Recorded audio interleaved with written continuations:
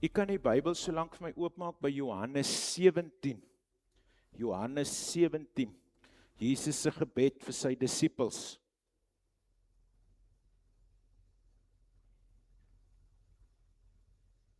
So bladsy 147, die Bybel wat ek hier voor my het.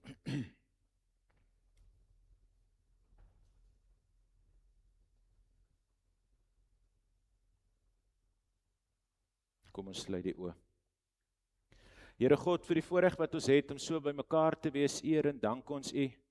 Ons loof U, Here, vir die voorreg wat ons het om 'n Bybel te kan hê. En dankie, Here, dat ons ook deur hierdie skriftelike openbaring van U ook U hart kan leer ken. Dis ons gebed, Here, dat U in hierdie oggend deur hierdie woord ons sal kom ontmoet. Die deur hierdie woord tot ons sal spreek, Here, en dat U ook hierdie woord vormend in ons lewe sal gebruik. Dankie, Here, dat ons in ons eie taal U mag aanbid, in ons eie taal U woord mag lees. En dankie, Here, dat U woord ook ons harte kom aanraak in ons eie taal. Dankie, Here, vir genade, vir liefde, vir hoop, vir troos, vir U teenwoordigheid. Ons bid dit in Jesus se naam. Amen. Johannes 17.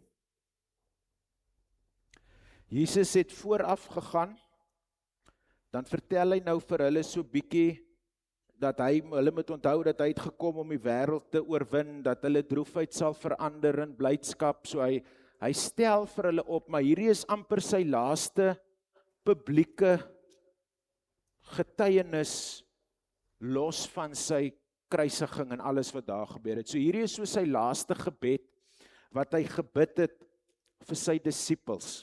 Ons gaan nou bietjie verder oor dit nadink. Kom ons lees dit eers. Nadat Jesus dit gesê het, het hy na die hemel toe opgekyk en gesê, Vader, die tyd het gekom, verheerlik U Seun, sodat die Seun U kan verheerlik.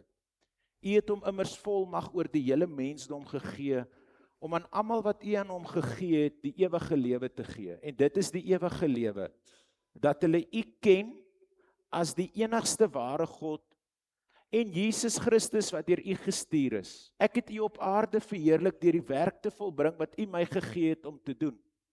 Verheerlik U my dan nou ook by U Vader met die heerlikheid wat ek by U gehad het voordat die wêreld ontstaan het. So kyk, né? Jesus is van die grondlegging van die aarde af, voor dit al af, was hy reeds daar.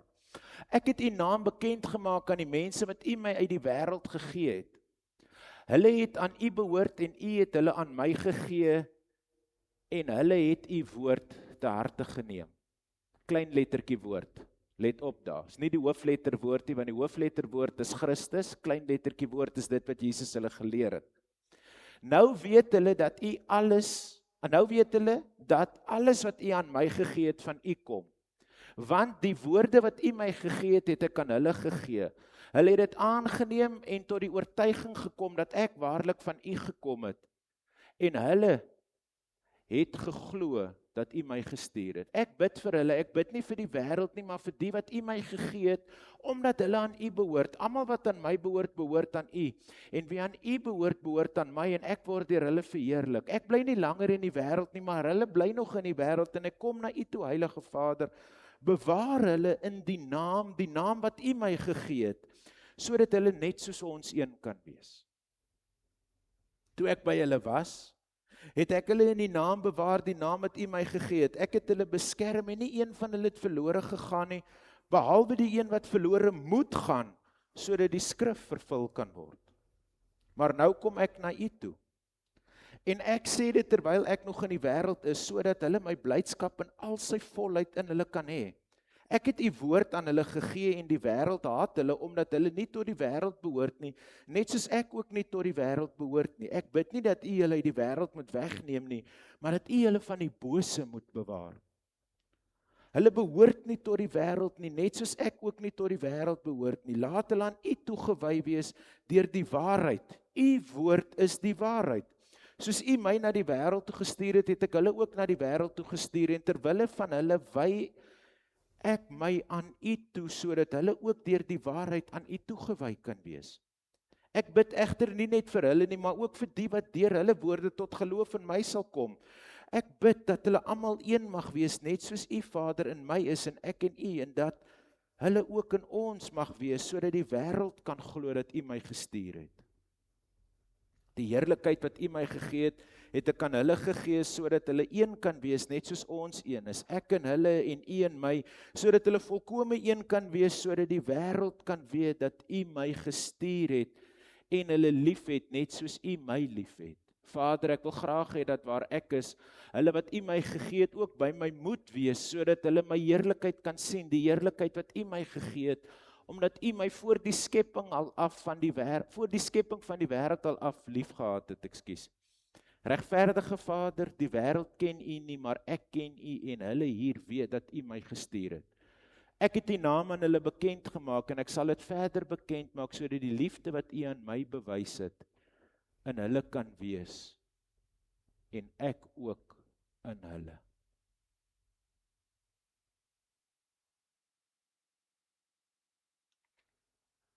Die eerste ding wat in my gedagte opkom as ek hierdie gebed lees, is koeksuster. Want hierdie goed is so in mekaar geweef dat die Here Jesus hier bid, soos 'n goeie 3-been koeksuster se bene aan mekaar gesit is. Jy dink jy's nog met die een besig, dan self by die ander een. Dis wat Jesus hier vir sy disippels kom bid. Hy bid eintlik hier 'n mengelmoes, wat jy voel, stop net vir 'n oomblik, en hou net gou by een tema, laat ons kan volg. Dis die eerste gedagte wat ek kry as ek hierdie gebed lees. Dit klink soos 'n angstige, haastige gebed wat gebid moet word. Maar dit klink ook soos daai potensiële laaste gebed wat gebid word. Amper asof die Here Jesus wil sê, voordat my kruisiging kom, is hier net nog 'n paar goed wat ek wil hê julle moet snap. Net nog 'n paar goed wat ek wil hê my kinders moet nie herontdek nie, net weer besef. En kom die Here Jesus en sê die slim mense oor hierdie gedeelte, hy staan hier nou eintlik as die hoëpriester, wat nou kom intree vir sy volgelinge. Hierdie is die hoëpriesterlike gebed wat die Here Jesus bid. Dis nie die gebed wat hy gebid het toe hy die bloed gesweet het. Johannes is hier anders besig. Maar hierdie is die gebed waar hulle nog wakker is en kon hoor. Want by die ander gebed was hulle aan die slaap. Daar het hulle nie gehoor nie. Maar hier is die Here Jesus besig om net vir hulle 'n paar dinge te laat besef, en bid hy 'n 3-ledige gebed, die een vir homself, vir die voltooiing van sy sending. Die tweede een bid hy vir sy disippels vanaf vers 9 tot 19, vir hulle beskerming in die wêreld. En die derde gebed bid hy vir die kerk, vir hulle getuienis aan die wêreld. Maar die voltooiing van Jesus se sending het direk invloed op die beskerming in die wêreld en het direkte effek op die getuienis in die wêreld.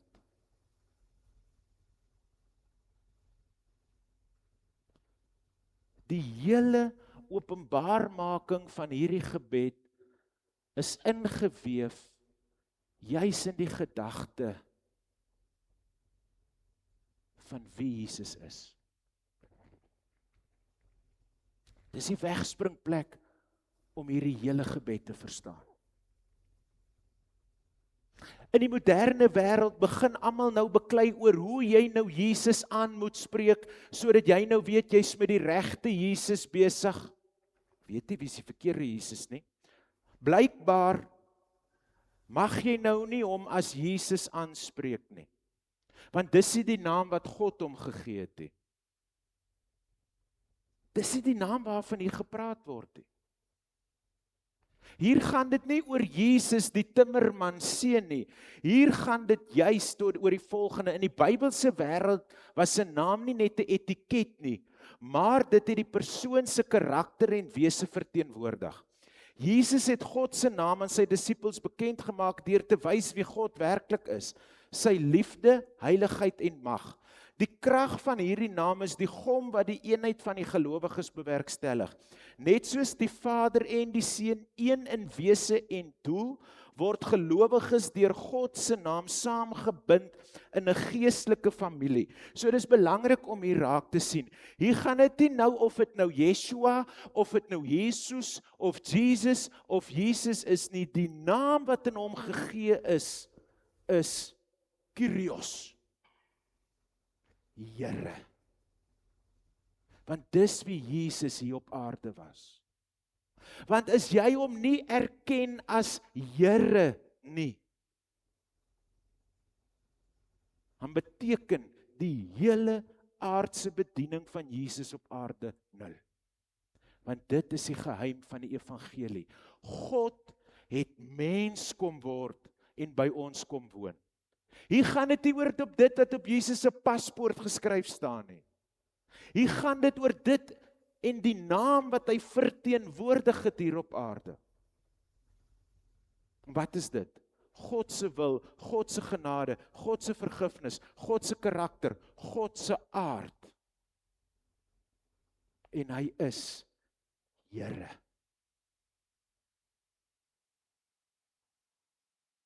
Mense is geneig om te dink, toe Jesus aarde toe gekom het, was hy om een of ander rede nie meer God nie. Hy was God met ons. Die profete het gesê, hy sal genoem word Immanuel. Immanuel wat beteken God met ons. So ons moet nie vasgevang raak oor hierdie Jesus se, kom ons sê nou maar sy doopname nie. Want dis nie die naam waaroor dit gaan nie. Dit gaan oor dit wat hy kom verteenwoordig, wat hy kom beliggaam. Mag ek die woord sê wat hy kom verwesenlik het hier. Hier is nou 2 Afrikaanse onderwysers hier in die midde. So nou moet ek mooi op my, hulle is gelukkig al 2 afgetree. Ek moet nou mooi met my woorde speel. Kom ons skryf dit toe aan kunstenaarsvryheid. Wat belangrik is om hier raak te sien, dat die naam van Jesus, dit wie hy is en dit wat hy kom doen het, is die sleutelteks wat hierdie gedeelte oopsluit. Want daai naam, dit wat hy kom doen het, is was sy sending gewees aarde toe. Hy moes as Here kom leef, sodat hy as Here verlossing kon bewerk, sodat hy kon opstaan op die opstandingsdag. Hy moes vir hulle God se wil, God se wee, God se manier, God se droom, God se plan kom beliggaam, kom verwesenlik. Maar hoe doen hy dit? Deur mense nader aan hom te trek en aan hulle te kom leer die woorde wat God vir hom gegee het om te leer. Maar hier is Jesus se sending nog nie voltooi nie. Die moeilikste van sy sending lê nog voor. Want hy moet nog verhoor word, hy moet nog gegeesel word, hy moet nog sterf. Daai is die verheerliking van God wat plaasgevind het. Hier is hy nog besig om die mense te leer in hierdie gebed, wat dit is, om volgens God se eer en heerlikheid te leef. Hy doen dit interessant met mooi beelde, né? Kennis en een wees. Dis die manier hoe hy dit doen. Dis wat hy hulle probeer leer. Daar's iets wat julle moet snap, iets wat julle moet raak sien, my kinders.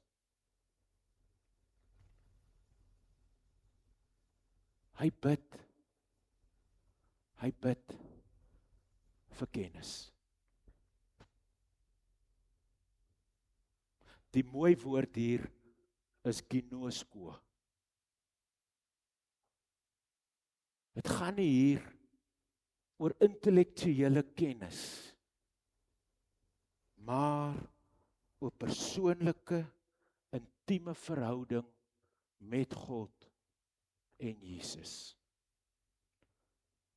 Die disippels het die voorreg gehad om in 'n persoonlike verhouding met die Here op aarde te leef. En dis wat die Here Jesus bid, dat sy disippels dit moet snap, dat hulle dit moet onthou en dat hulle dit moet besef. Wanneer hy bid dat ons hom moet ken, is dit nie kopkennis nie, maar is dit ervaring, belewing, verhouding, voel, hoor, sien, leef.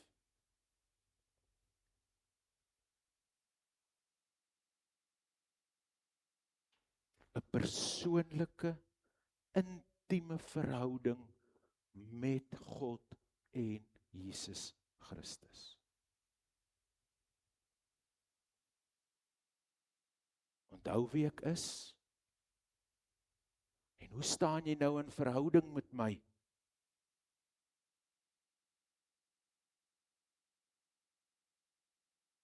Die lewende God. Hoe staan jy in verhouding nou met my? En dan, hoe dit lyk, as dit sigbaar word. Kosbaar. Die wêreld sal nooit oortuig word deur die kerk se argumente nie, maar hulle sal net oortuig word van die evangelie deur 'n gemeenskap wat leef uit die liefde van God self. Daar is die sleutel. Tweede een.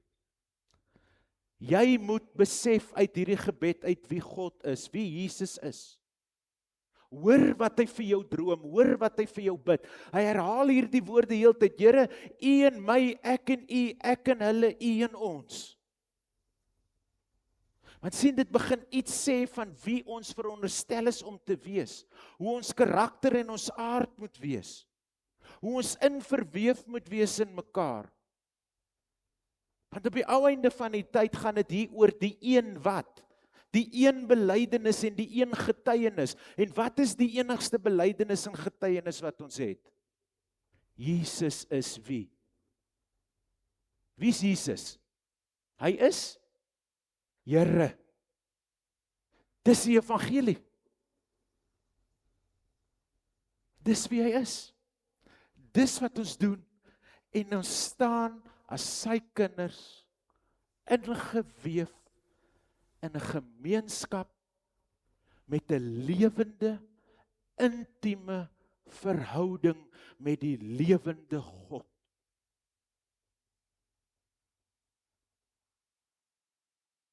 Dit klink nou baie soos hierdie pad wat ons met Efesiërs gekom het tot hier, né? Baie dieselfde. Jesus kom bid dat sy disippels dit moet snap. Want as hulle uit mekaar uit gaan begin spat en elkeen sy eie rigting gaan ingaan, dan gaan iets van hierdie aard en hierdie karakter van die evangelie verlore gaan.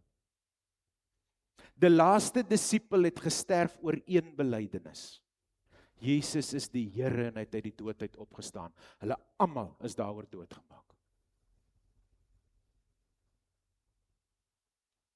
Interessant dat die Here Jesus nie bid, ag Here, spaar hulle hierdie wêreld nie, of ag Here, moenie dat hulle hartseer in die lewe beleef, of moenie dat, hy sê Here, beskerm U vir hulle te midde van die boosheid waarin hulle leef.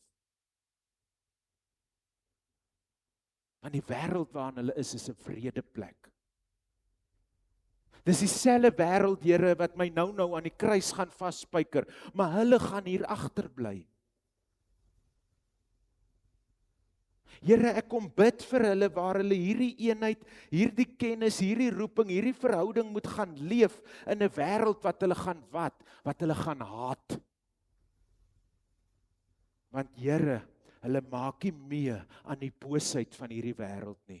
Hulle hou hulle besig met die woorde wat U vir my gegee het en ek nou vir hulle kom gee. En wat is daai woord? Jesus is die Here.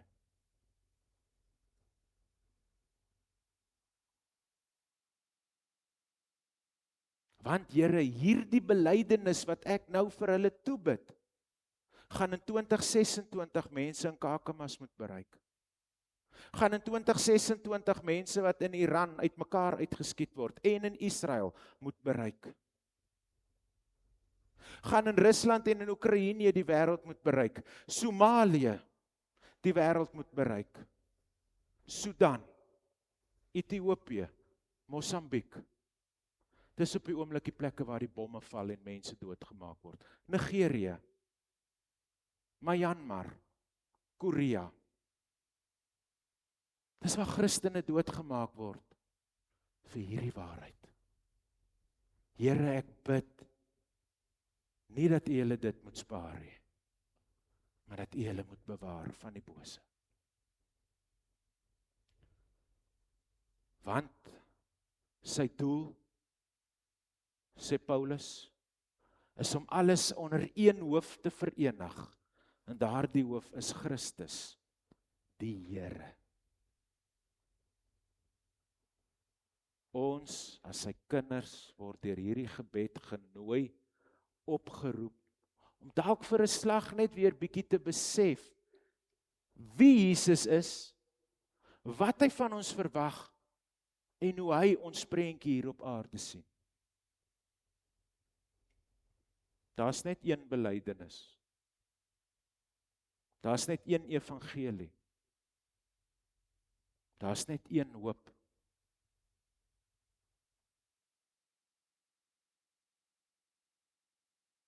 Jesus is Here. Die Here Jesus maak sy disippels bymekaar. Hy vra vir hulle daar op 'n keer, nou wie sê die mense wie is ek? Hulle gaan so ver om te sê nee, party sê U is Elia, party sê U is wie Johannes die Doper wat uit die dood uit opgestaan het, ander sê U wie U is 'n groot profeet. Toe sê en julle? Wie sê julle is ek? Petrus sê U is die Christus, die seun van die lewende God. En die Here Jesus sê, Petrus, op hierdie rots gaan ek my kerk bou. En toe dink die mense, die kerk gaan op Petrus gebou word.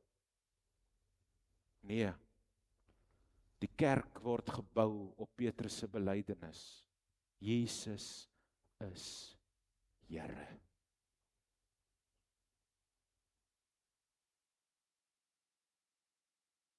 Dis ons roeping, dis ons sending, dis ons hoop, dis ons anker, en dis wat ons moet raak sien.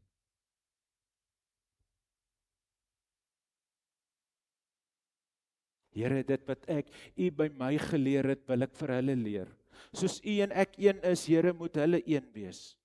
Here, ek bid dat hulle in 'n kennis van ons sal groei.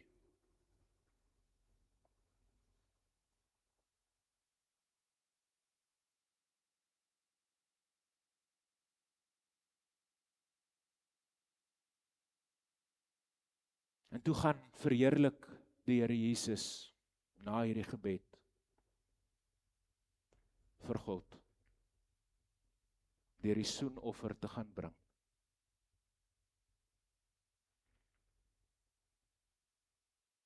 Op Golgotha.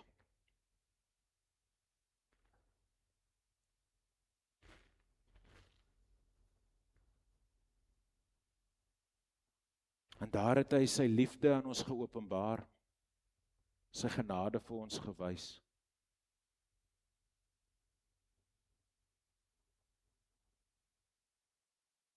Daar het hy ons kom een maak. Daar het hy ons kom kerk maak. Daar het hy ons 'n geloofsgemeenskap gemaak. En aan die voet van daai kruis het die eerste heiden bely, hierdie is die seun van God.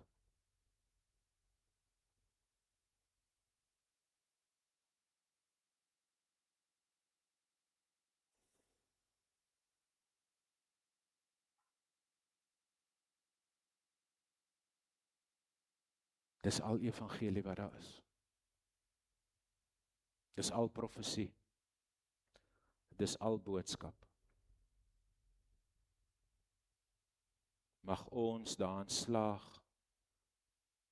om 'n geloofsgemeenskap te wees wat leef vanuit ons verhouding met en deur liefde vir die lewende God.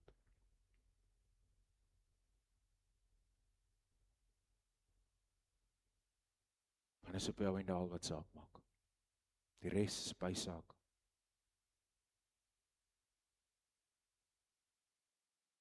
Want dis al hoe 'n verlore wêreld gaan sien. Hoe die liefde, die hoop, die vergifnis en die genade van die lewende God lyk.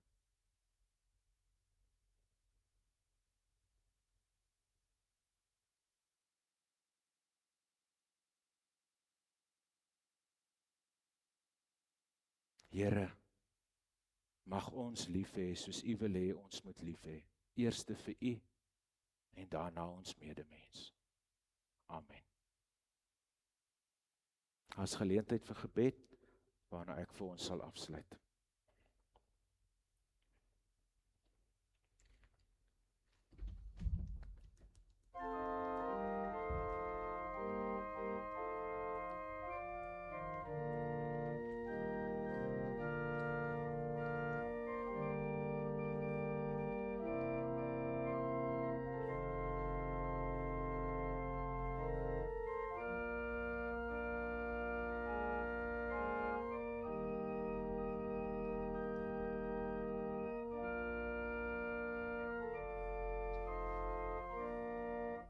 Kom ons sluit die oë. Tannie Susan, daai was presies reg vir hierdie oomblik. Hy is Jesus, hy is Heer. Is doodreg. Is nie nodig om so te sit nie. Dis reg gedoen. Kom ons sluit die oë. Here God, baie dankie dat ons kan erken dat U is Jesus, U is Heer. En dankie Here dat ons as die kinders in 'n verhouding met U kan staan. Dankie dat die eenheid vir ons droom. Dankie Here dat daar ook in daardie eenheid ons getuienis lê. Mag ons ook in die eenvoud van die evangelie, maar ook die kompleksheid daarvan opnuut weer besef, Here, hoe groot U is, hoe lief U vir ons is, en wat U droom en die plan vir ons is. Ons eer U vir die voorreg om U te mag aanbid. En dankie Jesus dat ons kan erken, U is Here.